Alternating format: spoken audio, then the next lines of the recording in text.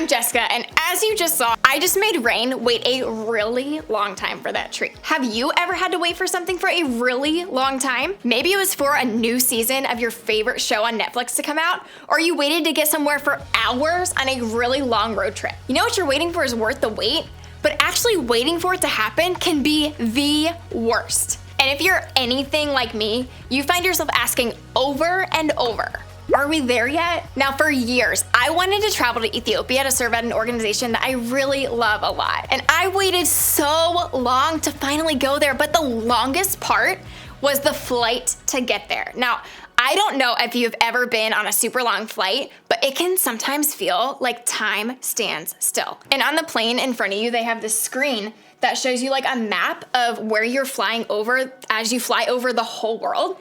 And so on my screen in front of me for 13 hours, I watched. Sometimes it felt like the little plane felt like it was standing still, like time was not even moving. Isn't it funny how long we'll wait for something that we think is worth it? But no matter what we're waiting on, the waiting part usually isn't very much fun. Forgiveness can feel the same way. When forgiveness doesn't happen immediately, it can be difficult to be patient through the whole process. When we talk about this whole idea of forgiveness, we're talking about letting go of negative feelings we have towards someone who has hurt, harmed, or disappointed us, regardless of if they actually deserve or want our forgiveness. And while that sounds pretty good, in reality, it isn't always easy. Because forgiveness takes more than a moment. It often requires us to wait. Things don't always get better right away simply because someone apologized. Hurts don't stop hurting just because you've asked for forgiveness.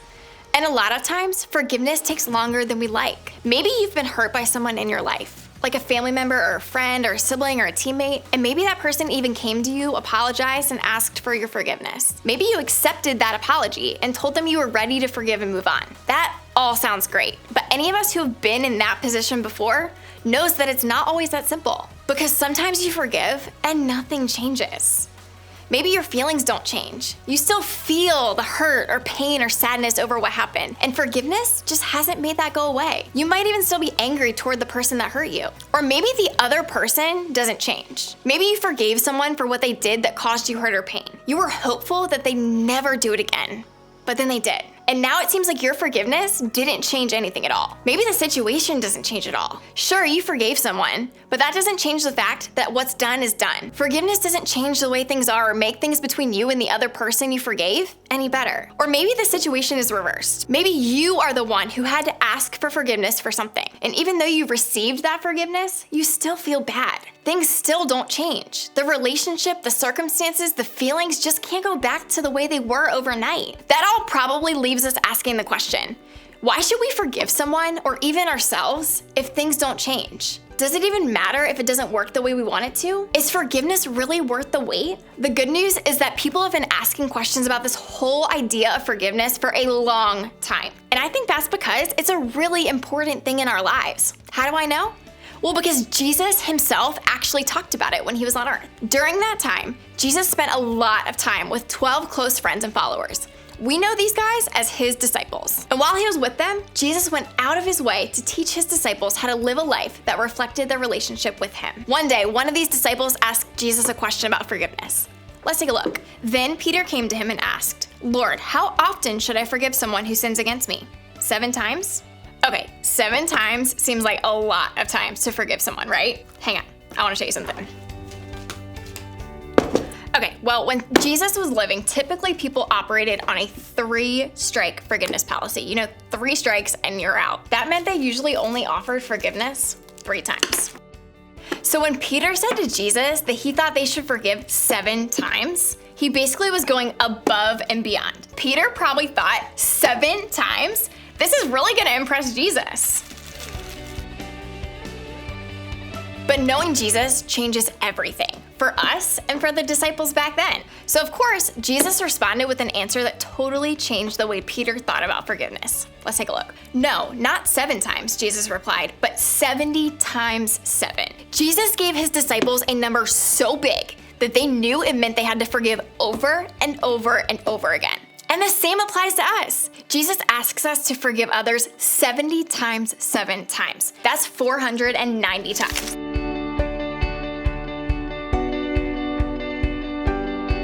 That is a ton of forgiveness. And yes, this is actually 490 pieces of candy right here. But that's how forgiveness is meant to work. We're supposed to forgive as many times as it takes for it to stick. Because forgiveness takes more than a moment, we have to keep forgiving until the forgiveness actually changes something inside of us. Now, I don't think that Jesus was giving us some magic number here. Instead, I think Jesus was trying to help us understand that forgiveness takes more than a moment. We have to forgive and then keep forgiving until our hearts change toward the person who has caused us pain. That means forgiving until we can choose not to let our anger toward the other person control us. Until we can choose to speak kind words about them when we're around them and when we're not. Until we can choose not to spill the tea to our friends about what they did to us. Until we can choose not to get back at them for what they did. Until we can choose to move on, even if they never apologize to us. The truth is that forgiveness helps us move on. But that doesn't always happen right away. Sometimes moving on and letting go takes time. And that's what Jesus was trying to encourage us to remember here. Think of it kind of like an injury. Some injuries are just little minor cuts and scrapes that heal almost the very next day. But some injuries are more serious. They require more time and care to heal. Look at this broken arm, for example. That injury isn't just going to heal on its own. It's going to take rest, a cast, long-term treatment, and possibly even surgery to fix it. And once the arm is completely healed, it will never be exactly the same as it was before the injury. There might be scars or even permanent pins and screws.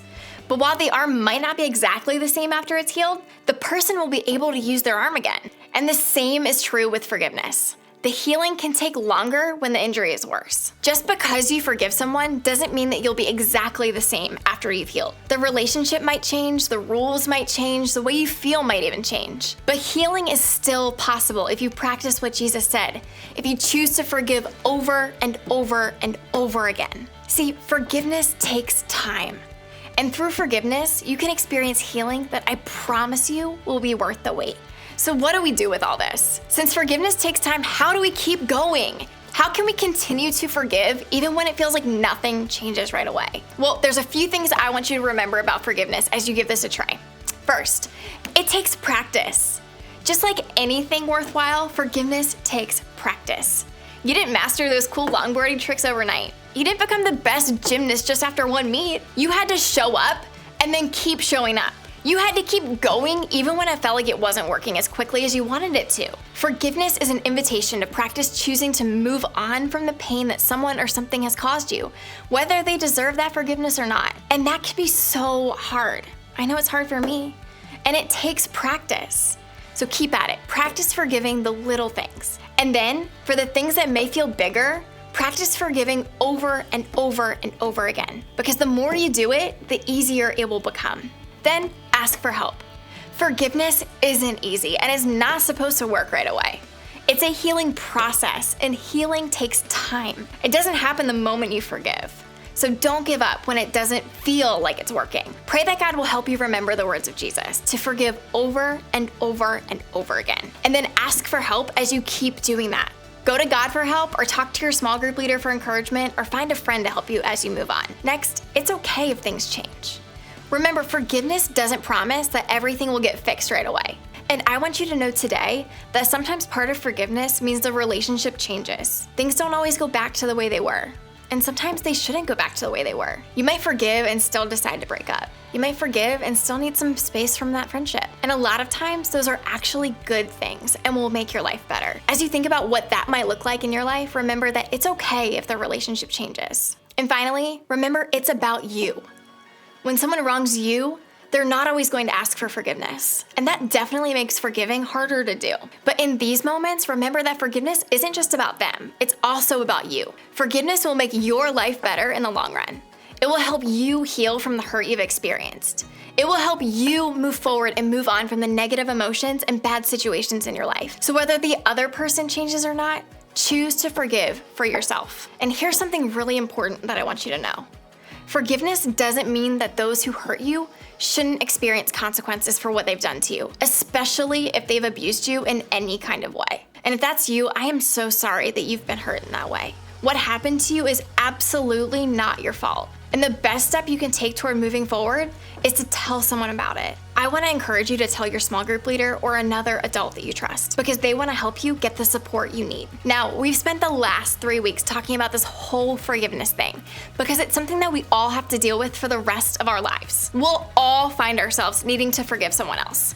And we'll also be in situations where we need to forgive ourselves. The truth is, it's not always going to be easy, which is why it's important to have people we trust who we can talk to about it. And that's exactly why we have groups. Your group is a great place to keep the conversation about forgiveness going. It's a place where you can talk about the process of forgiveness as you experience it. So I hope you'll start sharing with your group today about how you're feeling about forgiveness. So remember, when you don't forgive, it hurts you. Everyone needs forgiveness, and forgiveness takes time. And even if it requires a lot of time, I promise that it will be worth every second as it changes you and helps you move on. Okay, Rain has been waiting long enough. Let me go get her.